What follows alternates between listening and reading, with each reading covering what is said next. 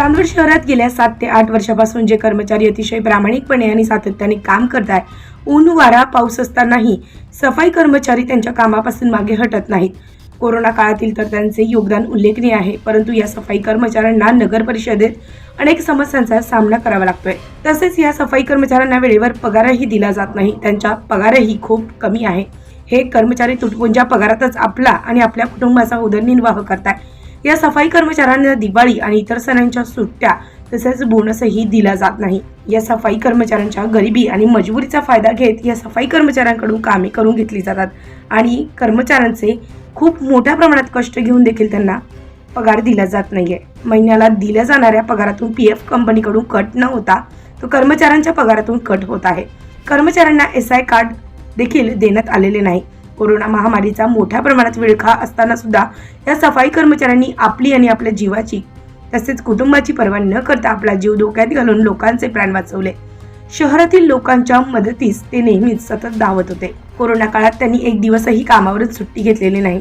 या भीषण महामारीच्या काळात आपले आणि आपल्या कुटुंबाचे आरोग्य धोक्यात येईल हा विचार सुद्धा त्यांनी केला नाही. या सफाई कर्मचाऱ्यांना अतिशय घाणीचे आणि कष्टाचे काम करावे लागते. या कर्मचाऱ्यांना नगर परिषदेकडून सेफ्टी किट सुद्धा दिलेला गेलेला नाही. त्यांची आरोग्य तपासणी देखील नेहमी केली जात नाही. मागील 4 ते 5 महिन्यांपासून या सफाई कर्मचाऱ्यांचे नगर परिषदेच्या ठेकेदारांनी पगार दिले नसल्याने आपल्या कुटुंबियांचा उदरनिर्वाह कसा करायचा असा प्रश्न त्यांना भेडसावतोय. नगर परिषद ठेकेदाराकडे पगाराच्या संदर्भात सफाई कर्मचाऱ्यांनी विचारणा केली असता त्यांना ठेकेदाराकडून उडवाउडीचे उत्तरे दिले जात आहे. ही बाब नगर परिषद मुख्याधिकाऱ्यांच्या निदर्शनात असून सुद्धा ते याकडे जाणून बुजून दुर्लक्ष करत असल्याची तक्रार आहे.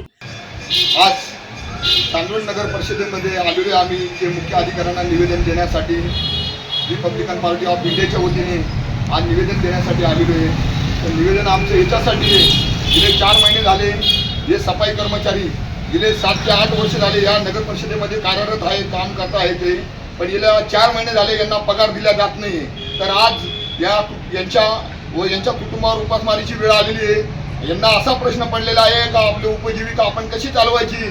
नगर परिषद एकीकडे काम करून घेते आणि पगार मिळत नाही, अशी मोठी यांच्यापुढे एक शोकांतिका निर्माण झालेली आहे. का न्याय कोण देणार आपल्याला असा प्रश्न या लोकांना भेडसावत आहे. का लवकरात लवकर यांना पगार दिला पाहिजे. नगर परिषदेने ठेकेदाराकडे हे नगर परिषद कर्मचारी जेव्हा मागणी करता का आम्हाला पगार द्या तुम्ही, तर त्यांना उडवाउडीचे उत्तर देण्यात येतात. कारण यांना उडवाउडीचे उत्तर देण्यात येतात का आज देऊ उद्या देऊ आणि मग यांना पगार कधी देईल. आज ह्या मुलांची कंडिशन अशी नीटपणे झालेली का घरामध्ये किराणा नाही, सोमवार सारखा बाजार आहे पण त्यांना बाजार करायला पैसे नाही.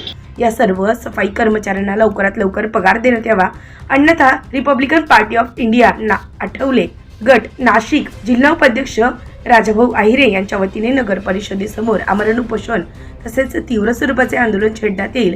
यानंतर कायदा सुव्यवस्थेचा प्रश्न निर्माण होऊन घडणाऱ्या परिस्थितीस शासन सर्वस्वी जबाबदार राहील असा इशारा देण्यात आला. निवेदनाची प्रत माहितीसाठी मुख्यमंत्री तसेच राहुलदादा आहेर, चांदवड, देवळा तालुका आमदार, उपविभागीय अधिकारी, तहसीलदार, पोलीस निरीक्षक यांना देण्यात आले. यावेळी नगर परिषदेचे सर्व सफाई कर्मचारी आणि रिपब्लिकन पक्षाचे कार्यकर्ते उपस्थित होते. उत्तर महाराष्ट्र न्यूज नेटवर्कसाठी प्रकाश गांगुर्डे, ओझर.